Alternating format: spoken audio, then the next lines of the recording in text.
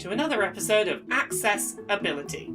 It's a show on YouTube where I talk about the video game industry, accessibility, and representation. Basically, how can we help more people to play games, and more people to see themselves in the games they play? Over the past few weeks and months here on Accessibility, we have talked a lot about the Xbox Adaptive Controller, and why it is such a positive step forward for accessibility in video games. The Xbox Adaptive Controller is an officially produced, mass-produced controller made by Microsoft that is officially supported on the PC, Xbox One, Xbox Series S, and Xbox Series X.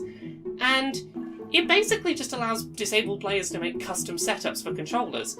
No more having to use the one controller that ships out of the box. You can plug in a bunch of different peripherals via USB or 3.5mm headphone ports to customise your layout in terms of the buttons and the positions that work for you. Picking up an Xbox Adaptive Controller and a set of buttons to go with it is not going to be cheap. It is noticeably more expensive than picking up a regular Xbox One controller, but compared to past solutions for disability accessible controllers, it is much cheaper and much more readily available than basically anything we've had in the past, and that is part of what makes it such an appealing prospect and such a good step forward for accessibility in games. Now, officially, of the three main console manufacturers, Microsoft is the only one that has a disability-focused hardware solution, that has a controller specifically for disabled players to be able to customise. I say officially because Nintendo and Sony don't have their own products that fill that gap, that offer customizable control inputs physically for disabled gamers, but if you need that, there are workarounds on the other platforms, kind of. So, today on Accessibility, we're going to talk about adaptive controller support for Sony and Nintendo consoles. We're going to talk about the work being done by third-party companies to produce their own adaptive controllers. We're going to talk about workarounds that can allow you to get your existing adaptive controller to work with Nintendo and Sony systems. And we're going to talk about some of the limitations that currently exist in terms of trying to get an adaptive controller setup to work with non-Microsoft consoles. So, first up, let's look at workarounds that currently exist to use your existing Xbox Adaptive Controller on the Switch and PS5. If you're a Switch owner, getting the console to recognise the adaptive controller is actually pretty simple. There are a few different adapters on the market today that will cause the Switch to read the Xbox Adaptive Controller as though it was a Switch Pro controller, which, when paired with the Switch's ability to fully remap button inputs, should make setting up an adaptive controller fairly easy. Of the adapters I've tested, both the 8-bit Do wireless adapter and the Nintendo Switch Up Game Enhancer allowed the Switch to be registered as a Pro controller, albeit with the latter only supporting wired play. I will include links to both adapters in the description of this video. However, support for those devices could always be firmware patched out in future, so bear that in mind. When it comes to the PS5, things are currently a little bit more complicated. If you use an adapter such as the Titan 2, designed to allow for Xbox controller support on PlayStation consoles, you can get the PS5 to read your adaptive controller as a PS4 controller. Links again down in the description. This will allow for navigating menus and playing PS4 games with the adaptive controller, but any attempts to play PS5 specific software will currently result in an error saying that the controller is not supported for PS5 games. Now, this is entirely a choice on Sony's part. As we talked about last week on Accessibility, link in the video description, Sony does not allow PS5 owners to play PS5 games natively with a PS4 controller, which is what the console perceives the adaptive controller as being if you use one of these adapters. There is no functional reason this needs to be the case, as PS4 owners can already remote play to their PS5 using a DualShock 4, and play PS5 games remotely with that PS4 controller. In fact, if you use the Titan 2 to connect your adaptive controller to a PS4, then remote play to a PS5, you can use the adaptive controller to play PS5 games. It is technically possible, if not inconvenient.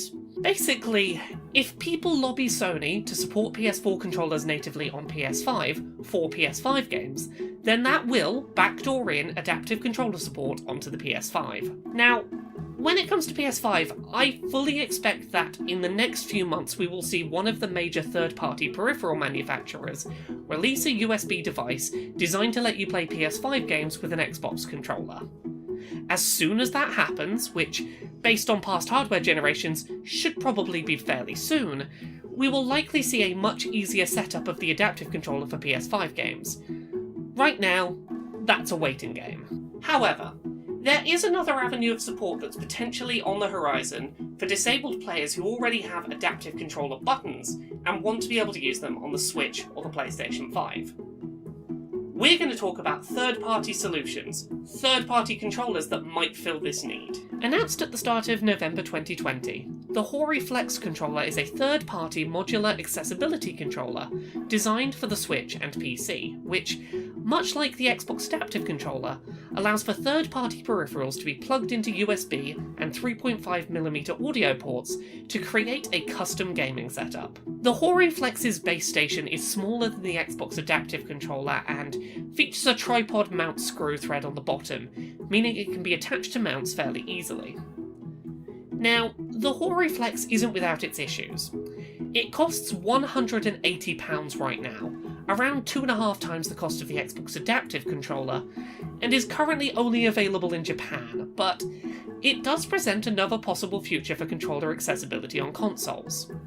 If Nintendo and Sony will not officially support accessible controllers on their consoles, companies such as Hori could step in and provide that as an option. One thing I am incredibly pleased to see when it comes to the Hori Flex is that it features identical input ports to the Xbox Adaptive Controller.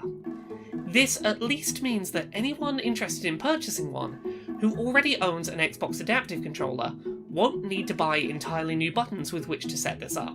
Hopefully in the coming months we see Hori bring the Hori Flex to the rest of the world, as well as developing one that works on the PS5 too. However, there is one remaining hurdle that players will need to consider when playing Switch and PS5 games with either an adaptive controller workaround or new third-party adaptive controllers in future: touch and motion-controlled games. One of the reasons the Xbox Adaptive Controller works so well on Xbox consoles is that Microsoft controllers have only ever included buttons and analog sticks, which are easily replicatable inputs with custom buttons.